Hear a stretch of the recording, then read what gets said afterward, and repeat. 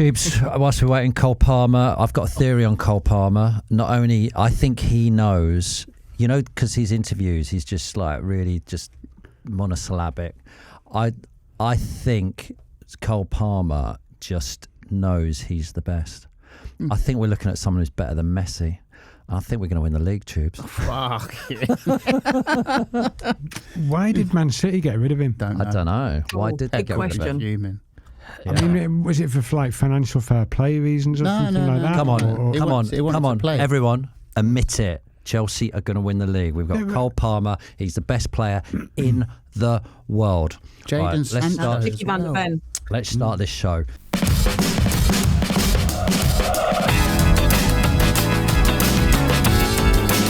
This episode is proudly sponsored by BP Me Rewards. So listen, because of the intro last week, I worry about the start of this show, so I thought I'd hand it over to the professionals, and I've handed it over to AI. Oh. And I asked AI to write an intro for the show, and I tell you what, it's pretty epic. Do you want to hear what AI said? Yeah. Welcome to the podcast that's more than just football. It's a movement. We're not just talking tactics and transfers. We're here to save the beautiful game and make a difference in society.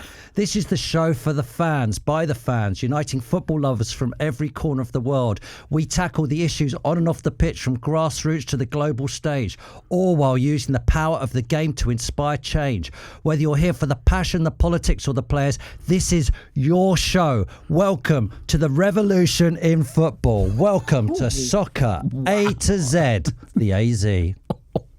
Sounds like the kind of rubbish you'd write. Woke nonsense. Welcome.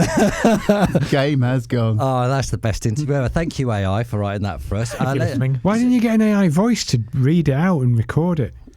Next week. Yes, you have to pay for that bit. I didn't want to pay. Oh. All right, let's meet the squad. Joining us today, the First Lady of Football. It's Helen Chamberlain. Hello. Yeah. Morning. Afternoon. Still no fixtures, man. Week after week after week, we have to put up with Robbie instead. Sorry, everyone. Yes, he's here Go on, again. It's Choo. Triple threat. That is Sheephead Joe and Joe. Hello. And myself, Mr. Timothy Lovejoy. We've got a new item on the show this week and two new items on the show on Friday, which is exciting, isn't it? Very exciting. Absolutely. But let's get an update from my favourite reality TV show, Chamberlain's Farm. What's happening on the farm? Oh, well, do you remember last week I fetched a stray chicken? Mm-hmm. Yes. Yeah. In a greenhouse. Well, in a greenhouse. This week I found a sheep. How can you keep finding animals? I do realise that this is a little bit ridiculous, that they were exactly a week apart because it was last Sunday the chicken and this Sunday the sheep. There is a little bit of a backstory. There's a farmer up the road from me, and he had a call from somebody that he sells hay to that said a sheep has turned up in this field and you're a farmer. And that farmer went, well, yeah, I make hay though, but I do know somebody who keeps sheep. So he kind of passed it to me. And this was, we just finished our second podcast. So it's about 3 miles up the road. I went up and saw this sheep in the field. It was looking a bit bedraggled. I had a couple of injuries. And I looked at him and he looked at me and he stamped his foot and he just chuffed off into the woods. So I went, well, that's that then, and it's quite small and there's lots of foxes around. So I didn't think I'd ever see that sheep again. Gave the guy my number. And Sunday I had a phone call saying, and he was in my phone as John the Sheep, and he the sheep and was? said it's What, back. the sheep's You've called got the John sheep's or number? the farmer's called John? Well, he's not a farmer. He's a guy that owns a house and there's bits of land around it that he rents to people for horses and And the sheep had turned up in his back garden and it was squashed against a container and a bunch of stinging nettles. So I went up, grabbed it, shoved it in the back. I've got an old London taxi. I've got a proper old London cab. Joe will love that. You would. The story sounds like it's been written by AI. And so what'd you do? And it's perfect. You stole it. You took it into. You entrapped it. I knew it would go like this. Can I tell you what Paul Rossiter said? Paul Rossiter, who's one of our listeners, wrote in and said Helen's farm / prison should be called Guantanamo Bay. Yeah, which is good. All these poor animals who are there. trapped going, let me out. So did you get hold of John the sheep? So I got hold of the sheep. I threw a horse rug over it and bundled it into the back of the taxi, because the taxi's perfect because the back is enclosed. So it wasn't going to jump into the front seat, knock me out and kill me. Got it back, isolated it in a stable, because obviously it's not a wild sheep. It's come from somewhere. And then the vet you came put out it in a taxi? yesterday morning. I thought all animals are checked it pretty over. wild, aren't they? I don't think. Anyway, I don't understand the difference. That's What, between animals? Yeah, like I don't know a sheep which one. and a horse. Yeah, I don't know. What's the difference? They look the same. They all look the same to me. Was it a man sheep or a woman sheep? Yeah, it's a dude sheep. It's a boy sheep. It's Boy only sheep. little. I do at this point have to say that it is illegal to transport sheep without pre-prepared paperwork and ear tags. But you say. But Apple ear tags. Ear tags, Oh, not air right. tags. Yeah. So I've notified the relevant authorities, DEFRA and the Livestock Information Service, because there is a bit of blue tongue about at the moment, which is a deadly virus for animals. So it has been isolated and it's been given a clean bill of health by the vet. That was important to say before people think that it's okay to go round just shoving sheep in the back of taxis and taking them places. You can't do that. It's a strange world you live in, isn't Yeah, it? it's very strange. Talking of strange worlds, let's find out what Robbie's been up to. I don't know. I've been up to much. I can't remember what I've done this week. Can I say so? Tell me what you think I've done. I bumped into one of your childhood friends. Oh, Arthur Ramu. Yeah, I bumped into her, ski trip. and I said to her, she started talking randomly about a festival she put in her back garden. I said, who played in your festival? And she said, Robbie did. And I said, Robbie was in a band. She goes, yeah, they were called Meerkat Population Experiment. Oh, I remember that. Not experiment, explosion. Explosion. Oh, Explosion. Yeah, that was another band. And I did. What were you in a band? What did you play? Guitar. What sort of music was it? Guitar music. Okay. Indie sort of stuff. Yeah, Meerkat-based guitar music. Rocket came along and rapped Gangster's Paradise by Coolio at that festival. Did he? Yeah. Wow. Very good. Why is it the Meerkat Population Explosion? I think it was about the time of sort of Cooper Temple Clause and all that, and it seemed a good name. Okay, who's on your podcast this week? Moon Underwater. We've got William Hanson on next week. Kevin McLeod's just been on. We've got William Hanson, who's the etiquette expert, who's really good. Give us a bit of etiquette. I don't know. That's quite a vague question. Did he not? Well, we're talking about pubs. It's designing his dream pub. It's always about pubs. Is there any pub etiquette? Well, there's general queuing etiquette. If you buy a packet of crisps, should you open it on the table so that everybody can join in? Yes. What's it called? British tapas. Do you do that? Or, no. Helen says no. Yeah, no. If I've got a bag of crisps, I'll buy you all a bag of crisps. You're not sticking your fingers in my crisp. I quite like it when someone comes and they bought 6 or 7 different flavours. All right, so when you have a Chinese, do you just buy your own and not put it in the middle and share? I mean, yes. All right. Do you know what does my nut in when someone opens a bag of crisps from the bottom? Why? You know, like from the why? Not like at the top of the bag, the bottom of the bag. It's just wrong. It's just wrong. Yeah, Right well, now. I'm with Sheephead. Why would you do that? But what's it To annoy people like you.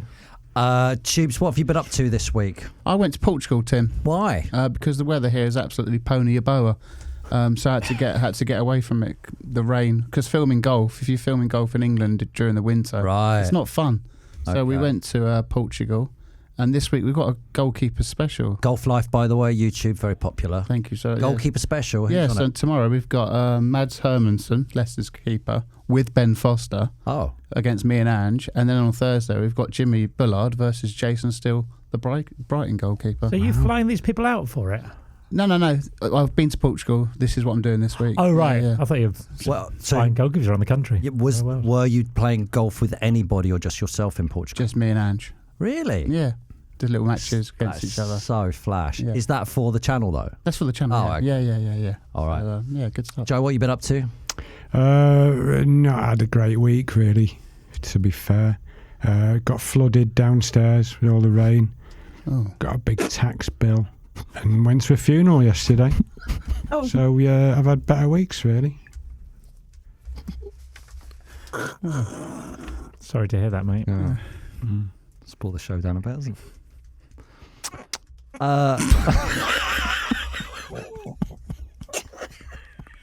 That's so Joe. I'm so sorry. I'm so sorry. I am as well. I'm really sorry. I'm sorry. I met Lulu. Oh, Really? that's a good. Are you making it up to get over that, or did you? I didn't know I met. I met Lulu. I did meet Lulu. She's on my show, and I got. How was she? Very well.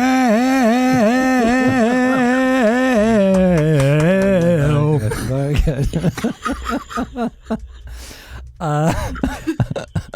She's do you know what? She's really lovely. She's really.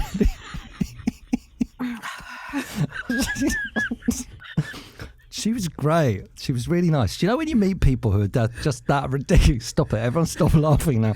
You know when you meet someone who's that ridiculously famous, like Lulu, so she's been around forever.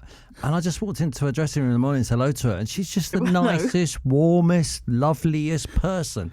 She's a really lovely person. I also ate something called Spätzle. Have you ever had that? You've been to Oktoberfest, haven't you? Yes. What is it? Well, Simon Rimmer, chef on the show. I do this show on a Sunday morning, Joe. Oh, yeah. Sunday brunch. It's very good. It's got celebrities and food and music and everything on it. Oh, right. You should try watching it. But he bought back from Stu, stop it. He bought back from. I love you. Joe is the best. He's the best. And he bought back this. It's Spätzle. It's like a mini drops of pasta in a cream sauce. Anyway, it's absolutely delicious. What's Oktoberfest like, Robbie? You go there every year, don't you? I've been once ever, so no, not every year. Oh, you tend to be around beer all the time. What are you doing? Could you tell us what you're doing this week? Yeah, well, what I was supposed to be doing, what I am doing is going for a YouTube video to try and see how many different European countries I can drink in one day. Yeah. It's a great idea, that. Thank you. Not for you, but for me it is. And I was going to do it with my friend Bambino Becky, who's a YouTuber, but she's ill. Great content. And it would have been it's a lot of travelling around, but it would have been someone to chat to, been quite fun. She's ill. She can't come. I've already paid for the travel on that, so I'm going to have to do it on my own. So it's going to be it's going to be the bleakest day ever. Hang on, so you got a spare ticket? You've got a +1? Well, if anyone here is called Rebecca James, they can come. Right, okay. Why were you interested? I might have been. So I'm not called you're Rebecca going to do James. that after the show today? Tomorrow.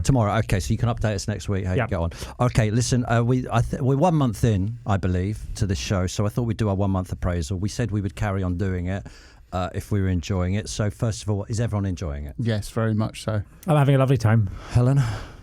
Yeah, it's all right. Yeah. Yeah, it's all right. I'm really enjoying it. Joe? No comment.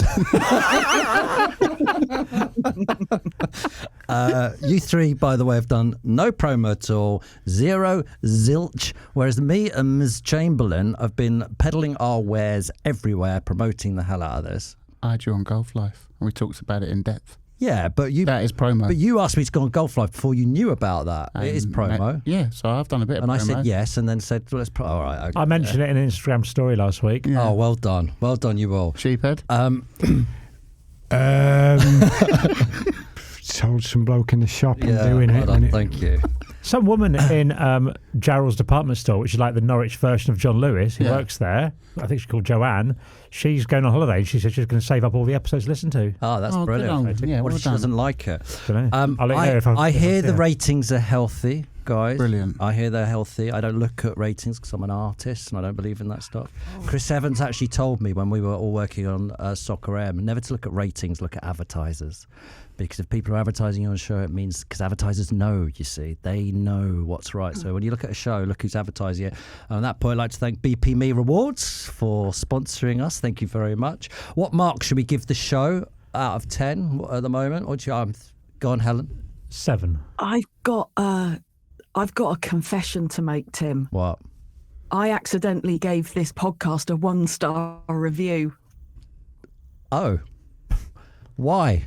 Can't you change it? Because I don't know. I don't listen to podcasts. So I was on the podcast bit on my phone. Yeah. The purple bit that says podcast, and I pressed it, and our podcast came up. Yeah. And I was looking at it, it's there. It's on my phone. It's kind of suggested it for me, or it's number 1 or something. And then something I got distracted. I think dog or something. And I looked down at my phone and it said, "Thank you for your review." There was 1 star next to So it. if we get decommissioned, it's Helen's fault. Yeah. I'm giving us 8 out of 10 because we can't do. We've got room to grow, haven't we? Yeah. We can get better. can't we? Hey, not bad. As Meatloaf said, 8 out of 10 ain't bad. Now, the response has been overwhelming, by the way. Thank you, everyone who's listening to this. It's really lovely. Thanks for all your feedback. I thought we'd take a little trip to the bragging zone, enter the Pride Pavilion, yeah? Shall we skip over to the swagger sector? What Shall are we? you talking about? I'm going to read some letters. Is this AI people again? sent in. That was actually. Oh, was it? I got that off AI. The Retro GK says, "This Lovejoy is what we've missed. The memories of all you guys back together. Great times. I still shout Lovejoy when someone misses the goal by miles." What? Johnny says, "Absolute top podcast, sis. Great to have you all back." Craig says, "It's great to have you guys back, bringing back a proper sense of humour to our screens." The podcast, Robbie says, "The podcast none of us knew we needed. Highlight of the week now." Dance Music 7C says, "The way you'll make each other laugh is the key to why this is such a brilliant pod." I don't think Joe was meaning to make us laugh earlier. It certainly did. Joe, isn't it? Brad Evans says, "My new favourite pod, brilliant stuff." Ash says, "Fast becoming highlight of the week." I mean, they go on and on. Gaming says, 28 Gaming says, "This is brilliant, almost emotional, as I never thought I'd see something from you guys again. I've been transported back to my youth, but enjoying it just as much as an adult." Aw. That's nice. And I can't read the name of this bloke, but he says, because it's like God div. Anyway, had me in stitches. This did sat my van at work. I look forward to this podcast more than any other right now. So thank you very much. It's really lovely. Yeah, thank you. Every month we'll do an appraisal and see if it's worth keep going. See if we're hitting our targets. Yeah. KPIs. Yeah. We did a poll last week of the too many football kits. What do you think happened on that poll? Anyone got an idea? I reckon 80% said yes. Yeah. 87% said yes. Ooh. 6% said no. And 7% don't care. So there you go. What's a normal amount of people who don't care about any one issue? Does it vary? What, as Like, a percentage? Yeah. 'Cause we do a lot of surveys that have don't care. Yeah. Is it always about the same people who don't care, or is We've it only done vary? 3, haven't we? 3 polls. I have Is no this idea. I your can't D, remember. Robbie? D Don't care. It's not. No. We're going to get on to that in a minute. Just quickly, a load of questions coming in from our readers. Bunting said, "What gag did you love doing the most on Soccer AM?" And David Leslie said, "Who was your cult hero from your team you supported growing up?" 2 great questions. We'll be answering that on Friday's show, the Q&Q questions and quiz. We got some D's coming in from our listeners. Stu Slade on Insta said, "Dixie Dean for D." He doesn't count though, does he? Because he didn't play in the Premier League, and records, as we all know, only started in 92. Football began. That's when football began. Anything before that doesn't count. Helen, you got a load of D's, have you? I have. Fans D's, yes. Yes. James McSween says Derby games. Oh. Yep, I think Derby games is good. Old Firm Derby, best one by far, in my opinion. Right. That's a big one, yep. Sheps says Canio scored some screamers and he was pretty bonkers as well. Brilliant. When he caught the ball against Everton. Yes, Everton. That was it, yeah. Yeah, Yes. brilliant. Yeah. Yeah, because Paul Gerrard was injured. That's right. So, yeah. So it The was height of sportsmanship. sportsmanship Yeah. thing. Yeah. Loved Canio. Yeah, Tomo says drunk Delia. Yeah, that's a great moment. Yeah. There's a pub in Norwich that's got a pint of ale that's called Let's Be Having You. Yeah. Oh, brilliant. Do you see it at the games? What's that? Do you see it at the games when you go with your boys? You see the box, yeah. Amazing. Copson says diving headers. I love a good diving header. Trevor Brooking. Keith Ouchin. FA Keith Cup Ouchin. final. Yeah. Yeah, okay.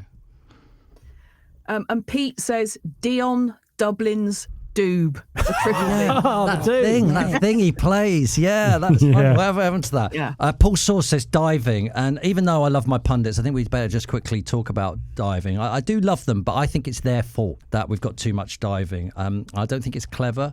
I think it's cheating, and it's cheating the people who are paying to watch, whether they're paying to go or whether they're paying to watch on the TV. It's part of the dark arts, isn't it? It's one of the only sports where cheating is encouraged. I've got a few quotes here. This is Michael Owen on Ronaldo. He's clever. He gets in the box, invites the challenge. If you feel contact, you go down. It's part of the game now, for better or for worse. No other sport would say that. This is Shearer on Kane. By the way, I love you, Michael Owen. I love you, Shearer, but I've got to say your comments here. Kane is clever. He knows what he's doing. He felt the defender behind him, and he goes down. It's not cheating. It's just taking advantage of the situation. We've got got Robbie Sav on Sterling. Sterling should have gone down earlier. The defender gave him the opportunity, and he didn't take it straight away. That's the kind of situation where you can buy a penalty. And finally, I've got Gary Neville on Sterling again. Raheem should have gone down there. He's too honest. But if he hits the ground, that's a penalty all day. It's their fault because they're making it okay, right? It's not okay to dive. And the one hero out of all this is Sean Dyche. He's the hero. He's previously called on football's governing bodies to stamp out diving because he believes it has gone too far. I'm still amazed by it, he says. Kids everywhere are watching, all copying it. No one seems to care about it. I want to see people banned because if they were, it would evaporate out of the game. Agree. You wouldn't ruffle your kids' hair if they came home after school and cheated in a maths test. They cheat at a game of football and it's okay. It's almost like, well done, we got away with that one. Which player was it recently who said that they used to... Oh, it's Pochettino, the ex-Chelsea manager and Spurs manager. He said they used to practice it in Argentina, going down and diving. So I think we should do a poll on this. Should there be retrospective bans for diving? I'm all for it. What does everyone else bring in. Yeah, 100%. I remember we had Stan Collymore on Soccer AM, and there'd been something in the news at the time about diving or something. Someone had dived, and we were looking. I had to look through some tapes to see if I could find any bits of Stan Collymore diving. I couldn't really find anything. And then you on the show said we've been talking about this about the diving, and you said to Stan, actually we've got a clip of you diving here. He just went, no, you haven't, because I never have. Oh. Like that. He was going, okay, fair enough. We were bluffing. Yeah. So go on, Stan. Yeah, I love it. If you watch clips of Ronaldo, those the original Ronaldo, watching him ride tackles was so beautiful. And then towards the end of the career, I think it started where you started becoming more favourable to go down. But at the beginning, there was no you watched Maradona. He just kicked everywhere. He had to ride every tackle. And there's something beautiful about watching that. I'm going to name drop here. Rushy said to me once when I was playing one of those matches in Anfield, those charity matches, he said, when you're a striker, you had 3 decisions in my day. You either passed the ball, you dribbled it, or you got wiped out. And that was your decision. So you take the ball on and dribble it, and because there was no free kicks there. So you were never looking for it, were you? It was a lot more honest, wasn't it? Yeah, I think the viewers would love the viewers and the fans going to the games. I think they would love it if there was a couple of bands handed out. Anyway, let's get on to everyone's D's. Tube's in the lead with 2 wins. Robbie's got 1 win. Joe, Helen, and Tim have 0 wins. Helen should have won last week, I think. Helen, you are allowed to give yourself victory. Our listeners will not mind if you are the best. Oh no, I'm winning this week. Confident. Yeah. Confident. I win this week. I win this week. I'm not bothered about winning. I don't care about the race. You've got to do a bit of research. Not doing any PR, not doing any publicity, just not doing any research. So we decided the winner stays on and he goes first.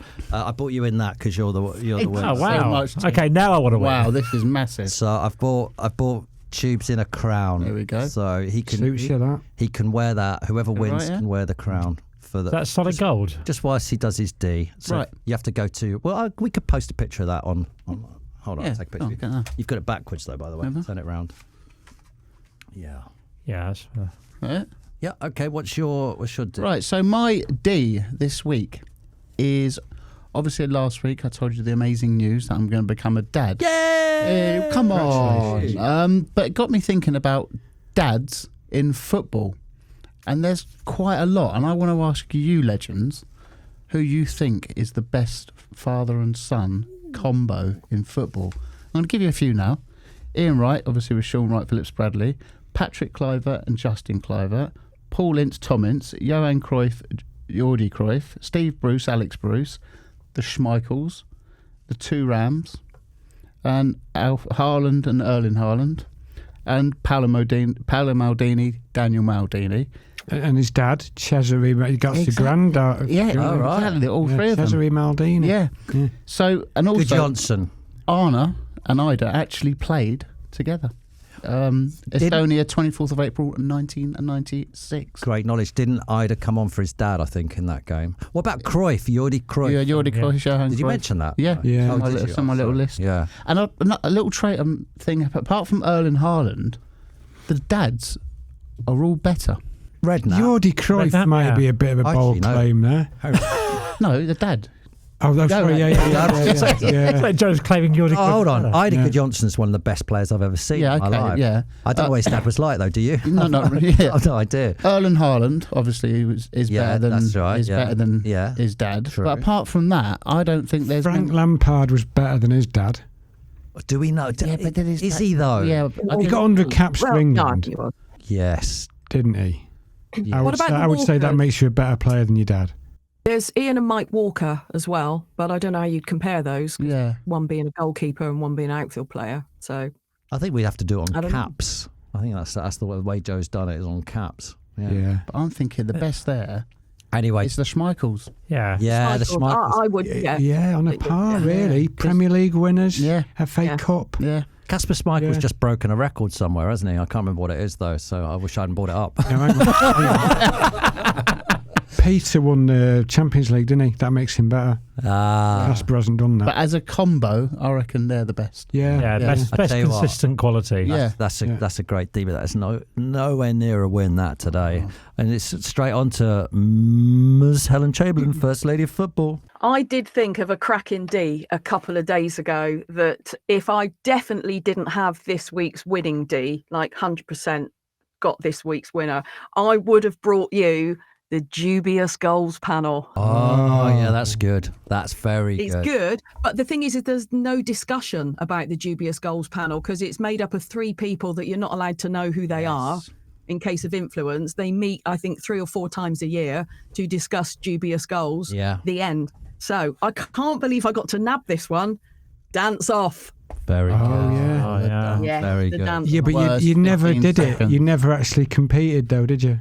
No, Helen and I didn't compete, did we? Yeah, we never competed. So you'll never know what it was like to go out through those doors. It was horrendous. I remember lining up out the back and you're going a little bit closer each time. It felt like you're jumping out of an aeroplane to a parachute. into a war zone. It was like moving forward a bit like, oh no. Yeah. And you had Tony Guy and the floor manager standing there ushering you out. It was just horrible. 15 seconds. Right.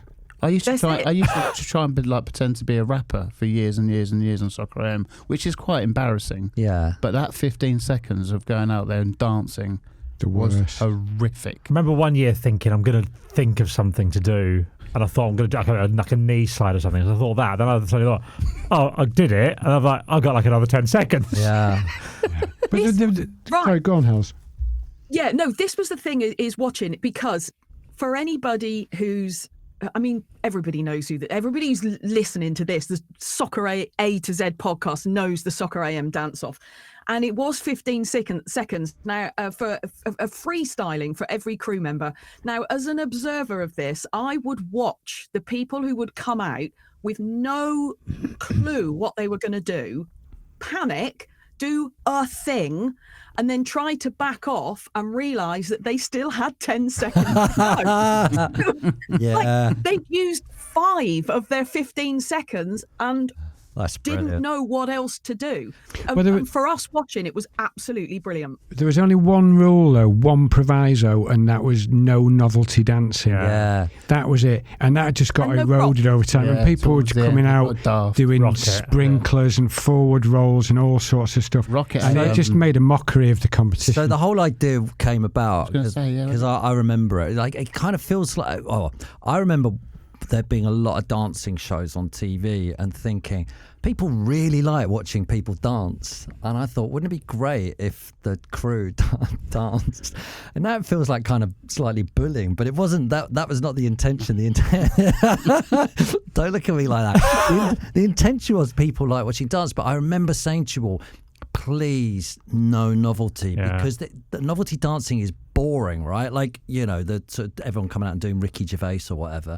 It's dull. To actually watch people dance properly, when you're at a wedding and you watch someone really go for it, it's just such great to watch that. So that was the whole concept. And for the years that I was doing it with you guys before I left, you were all doing it properly, weren't you? Someone did a bit of novelty stuff, and I hated it when they came out and did it. And they would. Did Rocket do? What did he do? Every year, Rocket. Yeah, roller skates one. Yeah, forward rolls. Well, he came out with roller skates. Those trainers them. Yeah, I nearly disqualified him for that, but I was too frightened to, because I could see that he was I thought, he's not doing that on his own. He's got wheels. He's got Heelys on. Yeah. And I nearly disqualified him there and then for having a prop, but I was terrified because, it was actually quite complicated to organise the graphics of 15 people dancing and the phone numbers. And we used to have to rehearse it. And I thought, if I disqualify him, that's probably going to mess everything technically up. Yeah. So I didn't. But can I just do some stats? Rocket was the king of the dance-off because he won it 6 times. Wow. And cheated. Absolutely loved it. It's like diving, and cheating. He used to properly think it through. Unlike everyone else, he just used to come out and lurch about. Joe, you used to drive me mad because your dancing was great, but you couldn't stay in time with the music. That's not great dancing. What, there was music? I won it once. I got bronze. I came third twice. I won it once. You did that. I did. Nobody remember. Nobody. Yes. Do you remember what year you won it, Robbie? No. Okay, I'm going to tell you now because we do have a dance-off winner in this room. It was 2002. Well done. Thank you. It was only last year when the programme ended, the Daily Star did a whole story entitled Soccer AM Dance-Off Winners and Where Are They Now? Oh, from Robbie Knox to Rocket. Brilliant. And so this is Robbie's write-up, perhaps better known as the Tramp during his time on Soccer AM. Oh, no. Robbie Knox won the dance-off in 2002, breaking the unbeaten run of 2-time winner Gadzooks. Oh, brilliant. Iain. Hi, Iain. Iain, if you're listening to this, Iain, get in contact with us, please. I tell my kids when they're talking about dancing, I say, I actually, if they were criticising dancing, I say, I actually did once win a televised dancing competition. That's very good, Helen. I think Iain Menier used to come. Do you remember Iain Menier used to come out and just dance like all his bones had been broken? That's great. He used to look like Peter Griffin after he'd fallen down the stairs. Like a jellyfish. Just float around. I think that's strong. That's very strong. Now, before we get on to Robbie, we've got a brand new item. Ooh. Cue the new jingle.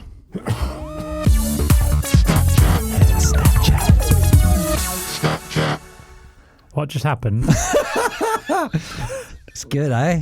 It's good. Yeah. No expense spared there. Stat chat. Starts slow, then gets really lively. Stat chat. We have asked our listeners for some stats. And I've got 2 here. Peter Davis says 25% of Jack Wilshere's Premier League goals won the Goal of the Season award. Despite only scoring 8 Premier League goals, Jack won the Goal of the Season award twice versus Norwich and West Brom. That is a great stat. Helen. Tim, did you just call him Wiltshire? Wilshere. That's all right then. No, you call him Wiltshire. Did I? Yeah. His name's Wilshere. Yeah. That's a stat for you. Matt Lomas said Sheffield Wednesday have played 63 competitive games of football since they were last awarded a penalty. Now, if they play 12 more without getting one, that is thought they will set a new record in the professional game for the United Kingdom. I thank you. Thank you for those stats. That was 3 games. That was Stats Chat. I like that. Do you like Stat Chat? I like it, by the way. I like the jingle. Do you know we've had so many brilliant stats. I mean, we've had so many, truckloads of them. They're so great. All right, Robbie, what's your D? I've gone for a footballer for my D. I've gone for Darren Huckerby. Oh. Why? Why one footballer? Because I've spent the last 2 Christmas days with Darren Huckerby. What? Didn't expect that, did you? No, I didn't. Why? Because Darren Huckerby and I share a local pub, and I see him in there very regularly, including for 2 hours on Christmas Day every year. Did he know who you were when you walked into the... He'd been on a podcast I'd done briefly called Football Legends, and then I was out in Norwich one day in a pub, and I just heard him go, "Oh, look who's walked in," and we just got chatting, hung out, had a few drinks, and then I just kept seeing him in the pub after that, and we just become friends. So these are supposed to be about football, right? Everything about football. This is about your personal life. It's got nothing to do with football at all. It's like just because he's a footballer. Well, Darren Huckerby's got nothing to do with football. How important is he in football? Darren Huckerby, I believe, is the only player to have scored in all the leagues and all the cups. Stat Chat. Like it. Does anyone... Hold on, we've got a jingle for this.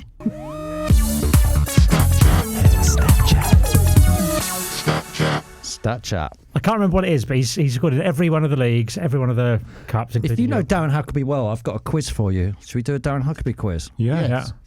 Which club did Dazza score the most goals for? Was it Cov City or Man City? I'd say Cov all day long. I'd have gone Norwich, but it wasn't an option.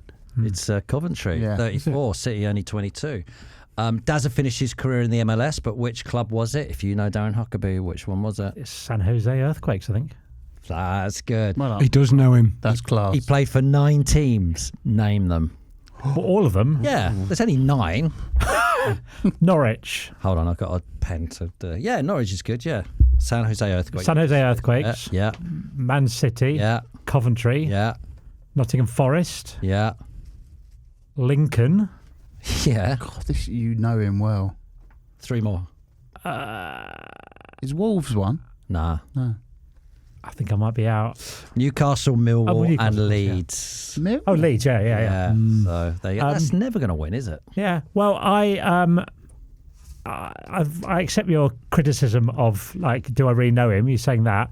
I thought I might get questions on this, so I messaged him this morning and said, can you just send me a message letting me know whether I'm a good drinking buddy? And he sent this over. Morning, Soccer AM legends. Darren Huckerby here. This has been chucked at me last minute. I'm just at the gym, so I'll do my best. Robbie Knox is a drinking partner. Always pays his way. Occasionally drinks some kind of fruity, crappy lager, but he does his best. Often palms his kids off with people so he can carry on drinking. And he always loves one more for the road, so he gets sucked in with that all the time. Anyway, he's a great drinking partner. Have a great day. There we go. So, endorsement of me as someone to go out with. How stacked is he, by the way? Yeah, he is there as well, he's constantly at the gym all the time. He's always exercising. And remember, as a player, he was rapid. Yeah. Because I do a bit of running in Norwich. He goes, we should go for a run sometime. I'm going, well, that will be horrific for you because I'm going to run in like... Do you actually have his number in your phone? Yeah. Oh, so you actually are. Of course he does. He texts. But that's oh yeah, good point. That's never going to win. Do you mind if I go on to my D now, Robbie? Have you finished? Go for it, My yeah. D is something that I've been fascinated with ever since I was at Soccer AM, and it's the Ding Dong Dundee Derby, the Tayside Derby, the most local derby there is. And the reason why it's the most local derby, and this always fascinated me, is the 2 stadiums are on the same bloody road. It's just, I can't believe how close they are. You've got to go and look at a picture of this. They are separated by just 0.17 miles, or they're separated by only 200 yards, or they're only separated by 183 metres, or they're only separated by 100 metres. When you go online, there's just various different amounts.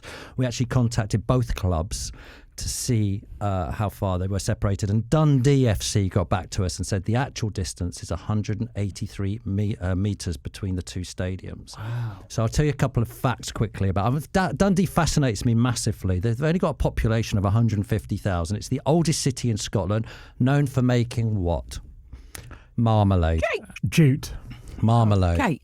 Comics. No, it's marmalade. I'm telling you, it's marmalade. Yeah, the Dandy. Dundee is the older of the two, 1893, but Dundee United was formed in 1909.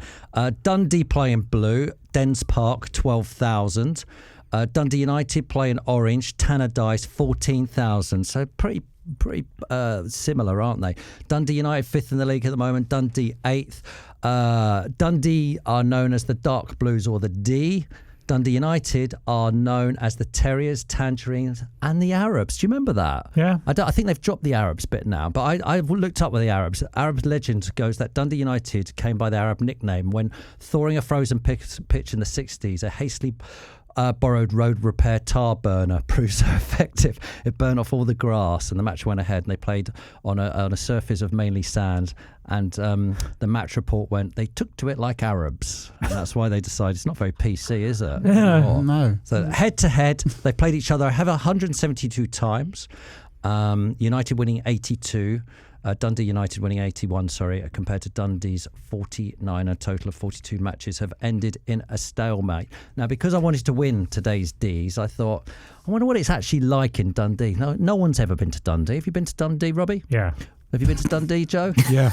I've been to Dundee, Joe. No one's been to Dundee. So I had to... Helen's been to Dundee. So I had to find someone who'd actually been to Dundee.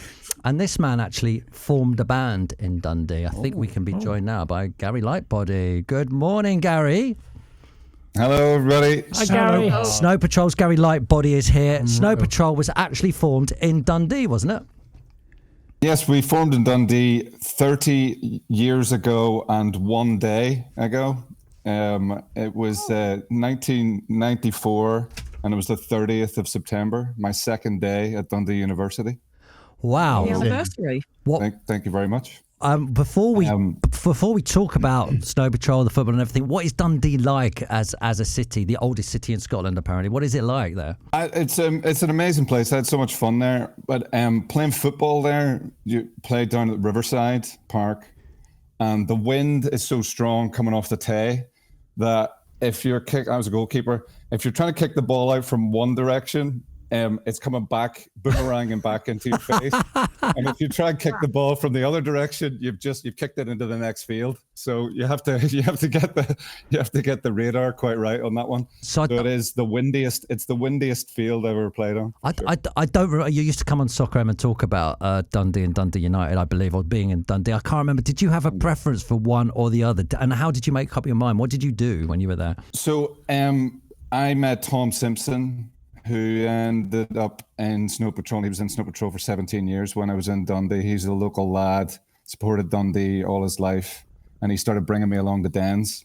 And I got into Dundee for that because him and I supported Man United, he supported Liverpool. So when we went on Soccer AM together, we sort of decided to speak about Dundee rather than United Liverpool, which a lot of people talk about. And what was it like being a band coming on Soccer M all those years ago? Because what year did you come in? Because we've been going since '96. You were early 2000s, weren't you? You must have come on. I would have said our first appearance was probably around 2004. It was terrifying. It was the most terrifying experience. By the way, I'm a huge fan of the show, and seeing you all together is just an absolute delight. Thank you so much. And, That's very good. But it was such an amazing show, and I loved watching it every Saturday. But going on it was because you had to back in those days. It was kicking the ball through the hole. Yeah. It wasn't. It got more elaborate, obviously, in the later stages. Like in those days, it was just kicking a ball through a hole, and even that was just like I'd be going like doing playing festivals or playing gigs or whatever, and not nervous about it. But before going on Soccer AM, it would be 4 weeks of going, please kick the ball through the hole. Because if you didn't kick it through the hole, I would, as I say, lots of gigs, TV performances, whatever, never get a text from anybody that I know. But if you missed the ball through the bloody hole, I would go off Soccer AM on my old Nokia phone that had melted because I got like 400 texts going, oh my God. Do you remember what competition? Do you remember what the game was when you came on? Was it Feed the Goat? No, I don't know. It was the one where it was like right in the middle, and it was slightly raised the very first time, and I missed. Oh, what could have been Sven? Might have been Road to Wembley. Road to Wembley, yeah. It could have been that. Yeah. I got absolutely mauled in the text from the friends. So that's. So thanks for that. While you're on, we've got to talk about Snow Patrol because you're back. You've got a new album out, The Forest is the Path. Went to #1. Congratulations, Gary. Well done. Gary. Well done. Must make you happy after all this time. You're still getting #1 albums. Well, it was our first #1 in 18 years. So it was a while. And here's a stat for you. Speaking of stats, we were the first all Northern Irish band to get to #1 in the 21st century. Oh, really? Because the last time we got to #1, there was 2 Scotsmen in the band who we loved. We were Northern Irish and Scottish band at the time. And Ash were #1 in 2001. They had an English woman, Charlotte, in the band. And the last time they were at #1 was 1996 with the album 1997. So our album was the very first all Northern Irish band to get to number one in the 21st century. And I don't know whether to be proud of that, which I am proud, but also slightly depressing. But Gary, for God's sake, do not play the stat jingle in front of an actual musician, please. God, no. Let's play the jingle here. You can have a stat chat jingle, Gary.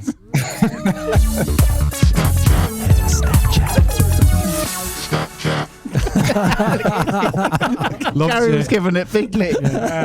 New direction for the band there. Just finally, Gary, you got some That's big gigs coming up in 2025, haven't you? Big year for music, 2025. A lot of bands playing. What are you doing? Where are you going? Yeah, we've got a UK Europe tour, Ireland. We've just announced America there, and we'll be announcing the rest of the world as well very soon. So next year will pretty much be on the road, which is exciting. Amazing. Gary, thank you so much for joining us this morning. Thanks for having me. Top man. Gary. Cheers, Gary. Cheers, Gary. Cheers, mate. Bye. Take care. See ya. Bye. What a lovely man. Yeah. Great, isn't he? That was great. I wonder if bands were sort of sitting around going, I can't wait to go. Actually, Kasabian said that, weren't they to us once? They were sitting there going, can't wait to go on Soccer AM. And then, when they do it, so it's fantastic. Joe, you haven't done your D yet. You're the last one at the moment. I think I'm winning because...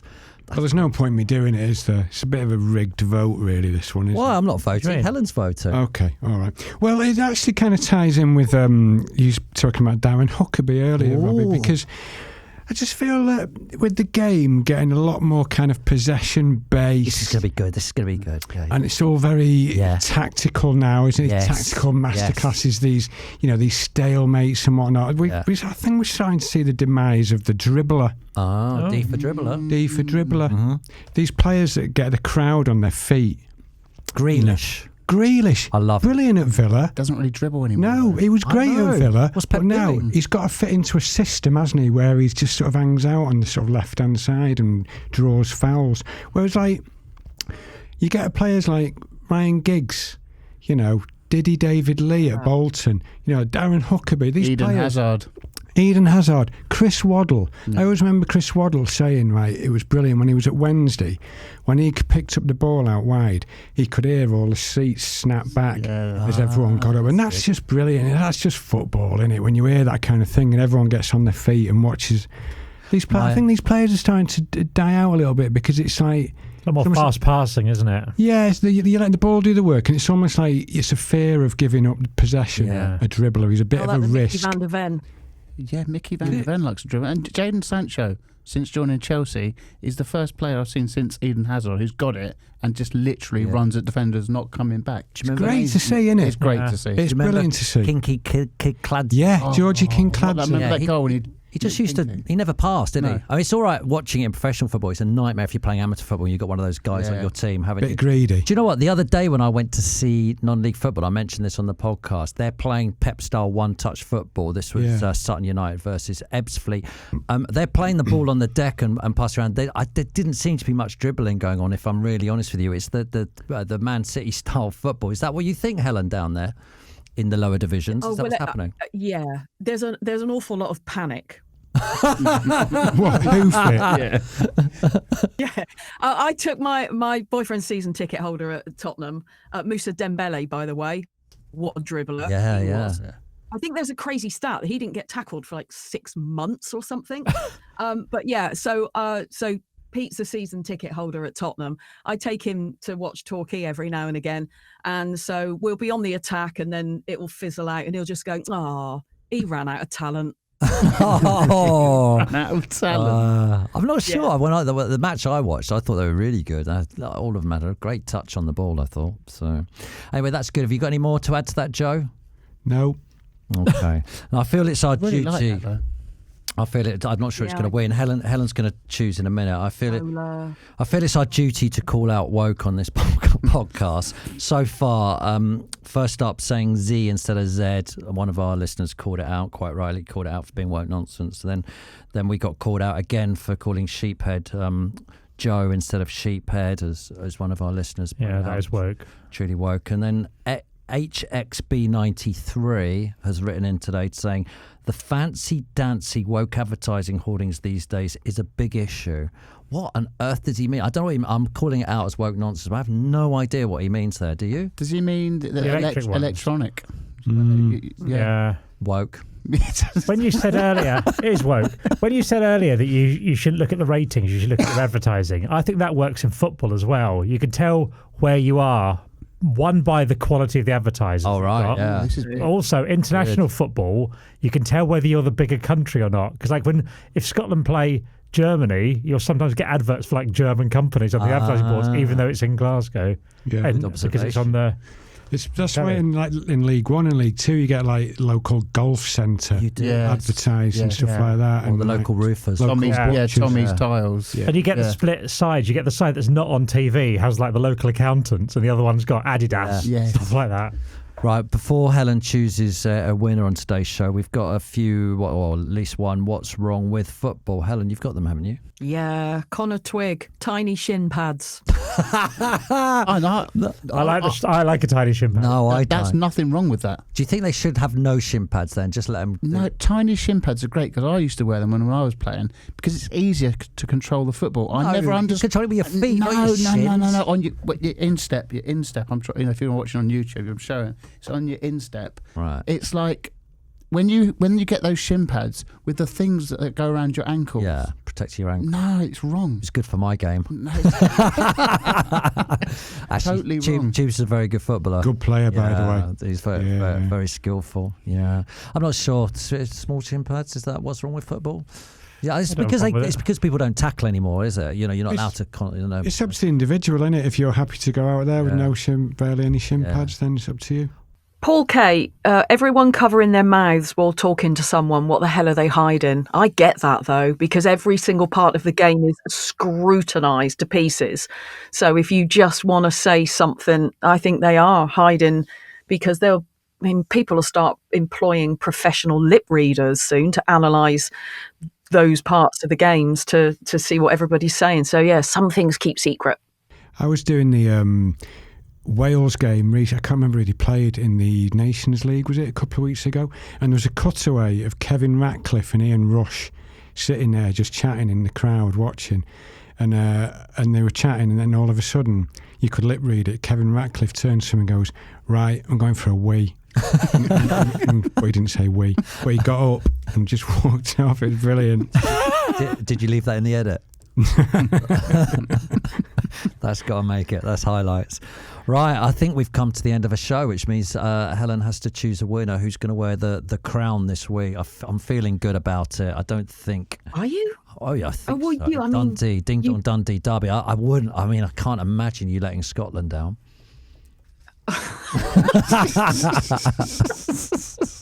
Arrogance of the man. No.